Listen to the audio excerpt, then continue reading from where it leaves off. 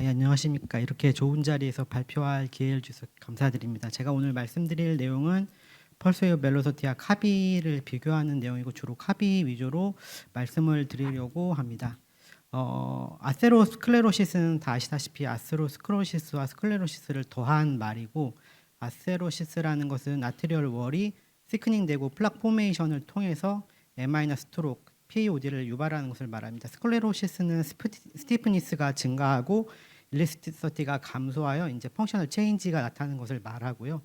아트리얼 스티프니스는 이러한 아트리얼 컴플라이언스가 사라지고 베슬월의 체인지가 일어나는데, 결국 이러한 여러 가지 아세로스클레로시스를 포함한 여러 가지 에이징이라든지 아테리오스클레로시스 인플라메이션을 통해서 변하는 것들을 전체적으로 말한다고 할 수가 있겠습니다. 아올타는 가장 중요한 일라스틱 아트리고 일라스틱 리저버를 가지고 있는 동맥이기도 한데, 이러한 아올타의 에이징이나 인플라메이션, BP의 상승 등이 유발되게 되면은 메디아에서 일라스틴이 감소하고 콜라겐이 증가하는 현상이 나타나게 되고, 인티마에서 엔도셀리얼 셀의 펑셔널 로스가 일어나게 된다든지, 결국 이러한 것들을 통해서 아세로 스클레로시스가 발생하게 된다면 결국 스티프니스 증가가 나타나게 됩니다. 우리가 이제 아올틱 스티프니스를 측정하는 가장 대표적인 세 가지 방법이 이 세 가지라고 생각을 하는데요. 이제 카로티드 페모랄 펄스웨이브 벨로시티는 토노메트리 베이스드 메서드가 되겠고, 현재까지는 가장 골드 스탠다드로 알려져 있습니다. BAPWV는 컵 베이스드 오실로메트릭 메서드로 알려져 있고, 주로 이제 아시아에서 많이 사용하고 국내에서도 굉장히 많이 사용하는 메서드라고 할 수가 있겠습니다. 그에 비해 카비는 사실 이제 많이 알려지진 않았지만 일본이나 국내에서도 최근에는 굉장히 많이 사용하는 디바이스로 알려져 있고, 오늘은 이것은 어떻게 사용하는 디바이스인지에 대해서 좀 더 자세히 말씀드리려고 합니다. 역사적으로 보면은 1970년에 하세가와 선생님이 이제 하트 페모랄 펄스웨이브 벨로시티를 개발했고, 이것이 이제 카로티드 페모랄 펄스웨이브 벨로시티와 PWV로 이제 발전하게 되었고, 1980년에 하야시 선생님이 이제 베타 스티프니스 파라미터라는 것을 발표를 하셨고, 이것의 특징이 이제 혈압 자체에 주로 영향을 받지 않고 주로 경동맥에서 측정을 하고, 에코페이지 트래킹 시스템을 통해서 이제 국소적으로만 측정하는 방식이었는데, 이것을 이제 합이라는 개념을 도입해서 BP의 인디펜던트하고 글로벌한 스티프니스 인덱스로 발전시킨 것이라고 할 수가 있겠습니다. 잘 아시다시피 펄스 웨이브 벨로시티는 아울틱 스티프니스를 대표하는 지표이고, 아울틱 펄스 웨이브 벨로시티는 이제 여러 가지 CV 이벤트라든지 올코즈 모탈리티를 예측하는 강력한 프리딕터라고 할 수가 있지만, 아직 이제 우리나라 고혈압 진료 지침에서도 권장 검사로만 추천을 하고 있고, ESC 2018년 ESC 가이드라인이라든지 2024년 가이드라인에서도 아직까지는 클래스 2B 정도로 추천을 하고 있으며, 그 이유가 여러 가지 있겠지만 아무래도 측정하기가 좀 어렵다라는 부분이라든지, 결과가 아직까지도 좋은 데이터가 나오지 않는다는 이제 애매한 데이터들이 있다는 것들이 아마도 그 원인이 아닌가 싶습니다. 물론 이제 2024년 가이드라인 ESC 가이드라인에서는 카비 같은 경우 아직 언급도 되진 않았지만, 최근에 이제 RCT나 메타데이터에서 카비도 좋은 데이터들이 나와서 아마도 권장 검사로 좀 언급이 되지 않을까 이렇게 생각을 하고 있습니다. 카비에 대해서 간단하게 하는 방법에 대해서 설명을 드리자면, 사지에 커프를 감고 가슴에 마이크로폰을 대게 되어 있고요. 그로인 에어에 노출을 하지 않는 것으로 되어 있습니다. 혈압에 의존성이 없는 것은 스티프니스 베타 인덱스라는 파라미터를 사용하기 때문인데, 뒤에서 설명을 드릴 예정이고, 역시 CFPWV나 BAPWV와 상당히 상관관계 많은 것으로 알려져 있습니다. 단점은 아무래도 이제 팔이나 TBR 아테리까지 측정을 하기 때문에 라지 아테리 스티프니스의 퓨어 인덱스는 아니라는 점, 국소적으로 측정한 지표가 아니라 전체적인 글로벌 인덱스라는 점이 장점이다 단점이라고 할 수가 있겠습니다. 우리가 이제 아울틱 스티프니스를 측정할 때 결국 아울틱 스티프니스라는 것은 스트레스에 대한 어떤 스트레인의 관계라고 볼 수가 있는데, 크게 이제 이 두 가지로 표현을 할 수가 있습니다. 즉 압력에 대한 직경의 상대적인 변화, 그리고 PWV 개념인데 동맥을 따라서 압력 파동이 얼마나 빠르게 이동하는지, 이 두 가지를 가지고 우리가 이제 아울틱 아테리얼 스티프니스를 평가할 수가 있는데요. BAPW 같은 경우는 이제 그 압력 속도의 변화를 이제 측정하는 것이 되겠죠. 그래서 오실로메트릭 디바이스이기 때문에 BP를 반드시 측정을 해야 되고 그 시스톨릭 BP가 필요하기 때문에 혈압에 대한 영향을 배제할 수가 없습니다. 그리고 이런 트랜지션 타임을 이걸 통해서 구하고 거리를 측정해서 측정하는 게 BAPWV라고 할 수가 있겠고요. 카비 같은 경우는 이러한 BAPWV랑 약간 다른 게 PWV 개념이 들어가긴 하지만 들어가긴 하고 브라키알 아테리와 앵클의 이 커프를 감싸서 감싸고 심장에 이제 아ortic 밸브 에어리어 쪽에 마이크로폰을 설치해서 심음을 측정하고 심음과 브라키알 아테리와 티비알 아테리의 펄스를 측정하게 되고 이 펄스를 측정한 이 타임을 이용하고 이 아ortic 밸브 에어리어와 티비알 아테리까지의 거리를 측정해서 펄스 웨이브 벨로시티를 구하게 됩니다. 여기서 펄스 웨이브 벨로시티를 구할 때 이 브라키알 아테리와 앵클 쪽에 티비알 아테리의 펄스 압력을 30에서 50mm 머큐리로 유지를 하기 때문에 압력에 대한 영향은 상당히 많이 떨어지게 됩니다. 일단 이제 카비에서 가장 카비가 파생돼 나온 개념 자체가 스티프니스 인덱스 베타라는 개념인데요. 이제 볼륨이 증가하면 프레셔가 이런 곡선 형태로 증가하게 되는데 이것을 볼륨의 변화량과 압력의 변화량의 자연로그를 취하게 되면은 이렇게 선형의 기울기가 나타나게 되는데 노멀 아테리에 비해서 스티프니스 아테리가 이 기울기가 증가하게 되고 이 기울기 값을 가지고 스티프니스 베타라고 칭하고 있습니다.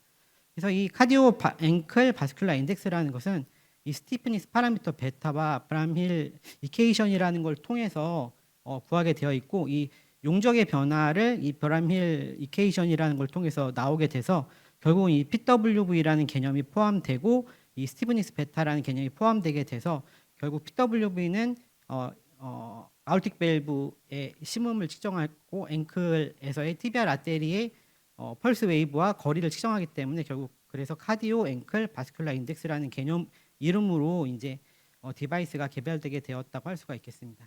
그러면은 이제 이러한 과연 이 카비라는 것이 BP 디펜던시가 얼마나 있는지를 본 연구들을 좀 잠깐 살펴보면 약 482명의 스테이블 헤모다이스 환자들이고 PTCA 등을 시행한 환자들을 대상으로 이 카비를 측정하였을 때 카비 값을 측정하였을 때 BAPWV에 대비해서 카비 값이 블러드 프레셔에 대한 코릴레이션이 훨씬 더 약하다는 것을 보여주고 있습니다.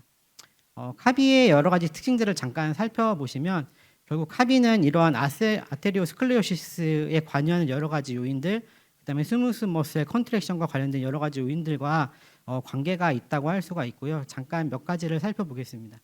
심파세틱 너브 액티베이션에 영향을 받게 되는데요. 이것은 콜드 프레셔 테스트를 하게 되면 보통 이제 심파세틱 액티베이션을 통해서 머슬 컨트랙션이 일어나게 되는데 이 CPT나 아이소메트릭 핸드그립 엑서사이즈 같은 것들이 카비를 순간적으로 증가시키게 된다고 보고를 하고 있고요. 이런 것들이 이제 카비는 펑셔널 스티프니스와 관련이 있다는 것을 알려주는 하나의 내용이라고 할 수가 있겠습니다. 비슷한 내용인데 알파1 블로커를 사용하게 되면은 카비 같은 경우는 수치가 이렇게 떨어지게 되는 것을 관찰할 수가 있어서 이런 것도 역시 카비가 펑셔널 스티프니스와 충분히 관련이 있어서 카비를 측정하게 될 때는 가능한 안정된 상태에서 어큐트 스테이지가 아닌 스테이블한 상태에서 측정을 해야 된다는 것을 알려주는 지표라고 할 수가 있겠습니다. 본 연구는 이제 약 22명의 이제 건강한 자원자를 대상으로 5번 정도 카비를 측정하게 된 연구인데요. 카비 값이 약 7.39가 나왔고 퍼센트 CV 값이 5% 미만으로 연속된 측정을 할 때 비교적 적절한 검사법이라는 것을 보고한 연구가 되겠습니다. 이것도 이제 혈압에 대한 연구가 되겠는데요. 비교적 젊고 마일드 아세로스크레틱 서브젝트 환자들이고 35명의 비당뇨 환자, 33명의 당뇨 환자를 대상으로 혈압이 올라가는 상태를 만들고 그 다음에 이제 혈압이 떨어지는 상태를 만들어서 카비 값과 BAPWV 값을 비교했을 때 카비 값은 거의 양군 간 차이가 없는 것으로 나오지만 BAPWV는 이 혈압이 올라갔을 때, 혈압이 내려갔을 때 약간 BAPWV 값은 혈압이 내려갔을 때 더 떨어지는 소견을 보여서 카비 같은 경우는 혈압이 영향을 받지 않는다는 것을 보여주는 내용이 되겠습니다. 본 연구는 이제 약 32,000명 정도를 대상으로 에이즈 20에서 79세 사이 환자들을 대상으로 카피 값을 측정했을 때 연령이 증가함에 따라 카피 값이 증가하는 것을 보여주고 있고요. 그다음에 여성에 비해서 남자가 카피 값이 약간 더 높음을 보여주고 있어서 에이지가 증가함에 따라 혹은 남성일 때 카피 값이 상승되어 있는 것을 보고한 연구가 되겠습니다. 다음 연구는 이 코로너리 칼슘 스코어가 300 이상인 사람들과 코로넬 아테리 스테노시스가 50% 이상인 사람들에서 이 카피 값이 8 이상인 것이 상당히 서로 상관관계가 있다는 것을 보고한 연구가 되겠습니다. 비슷한 데이터가 되겠는데요. 482명의 스테이블한 헤모다이리시스 환자들 대상으로 카비 인덱스를 측정하였을 때 아세로스클로이틱 디지가 없는 환자들에 비해서 PTCA를 시행하거나 ECG 체인지가 있거나 당뇨가 있거나 이런 것들이 컴바인된 환자들에서 이 카비 값이 증가한다는 것을 보여주어서 이런 코로너리 아테리 디지즈 등과 관련이 있다는 것을 보고한 연구가 되겠습니다. 메타볼릭 신드롬과 관련된 연구들도 있는데요. 이 메타볼릭 신드롬이 있고 카비 값이 9 이상인 사람과 메타볼릭 신드롬이 없고 카비 값이 9 미만인 사람들을 비교했을 때 메타볼릭 신드롬이 있고 카비 값이 증가된 환자에서 CV 이벤트나 코로너리 디지즈 등이 증가한다는 것을 보고하여 메타볼릭 신드롬 역시 카비랑 관련이 있고 이런 것들이 예측 인자가 될 수 있다는 것을 보여준 데이터가 되겠습니다. 이것은 이제 심장 초음파 검사를 통해서 카비의 변화와 LV 리모델링을 본 연구인데요. 카비 값이 증가했을 때 글로벌 롱지튜드널 스트레인도 역시 증가하는 것을 보여서 두 관계가 상관관계가 있음을 확인할 수가 있었고 카비의 증가가 LV 리모델링과 관계가 있다는 것을 보여준 연구가 되겠습니다. BMI 같은 경우는 이제 카비나 BAPWV나 비슷한 현상을 보여주고 있는데 BMI가 증가하면 증가할수록 오히려 카비나 BAPWV는 약간 감소한다는 소견을 보여주고 있고 이 부분에 대해서는 이제 오히려 BMI는 환자의 CV 이벤트를 잘 예측하지 못하는 지표이고 하이트 웨이스트 레이쇼라든지 이런 것들이 오히려 더 CV 이벤트를 예측하는 데 도움이 될 수 있다는 것을 간접적으로 보여준 데이터라고 할 수가 있겠습니다. 따라서 이제 카비에 영향을 준 여러 가지 팩터들은 다음과 같은 것들이 있을 수가 있고 코로너리 아테리 디지즈라든지 인티말 메디아 시크니스의 증가, CKD, 세레브럴 임팍트 등이 이제 카비랑 연관이 있는 카비가 상승되었을 때 나타날 수 있는 리스크가 있는 질환들이라고 생각할 수가 있겠고 그 외 웨이트 리덕션이라든지 고혈압 치료, 리피드 로우링 에이전트 등의 사용이 카비를 감소시키는 지표라고 할 수가 있겠습니다. 다음으로 이제 카디오바스쿨라 디지즈와 카비와의 관계에 대해서 잠시 살펴보면은 본 연구는 211명의 코로너리 아테리 디지즈가 있는 환자였고 6개월 정도 카비를 팔로우한 환자였는데 카비가 개선된 군과 카비가 악화된 환자들에서 비교를 해봤을 때 카비가 개선된 군에서 CV 이벤트가 훨씬 더 적었다라는 내용이 되겠습니다. 본 연구도 비슷한 데이터가 되겠는데 254명의 약 CV 리스크가 있는 환자들을 대상으로 애뉴얼 카비 체인지를 보았을 때 프라이머리 엔드포인트 측면, 3포인트 메이스 즉 CV 데스, 논페이탈 MI, 논페이탈 스트록 측면에서 CV 이벤트가 없는 군에서 카비 체인지가 네거티브로 나왔고 CV 이벤트가 있는 군에서는 카비의 체인지가 파저티브 소견을 보여서 역시 카비 수치가 팔로우업을 했을 때 시리얼 팔로우업을 했을 때 CV 이벤트를 예측하는 데 유용한 지표라는 것을 보여준 데이터가 되겠습니다. 이 본 연구는 레트로스펙티브 스터디고 약 554명을 대상으로 한 연구고 마찬가지로 이제 카비 데이터가 8 이하인 군에 비해서 카비 값이 이제 인덱스가 9 이상인 군에서 CV 이벤트가 메이스가 높다는 것을 보여준 데이터가 되겠고 마찬가지로 이런 AUC 커브 자체도 상당히 의미 있게 측정이 돼서 카비가 이 CV 이벤트나 메이스를 예측하는 데 중요한 지표로 사용될 수 있음을 보여준 데이터가 되겠습니다.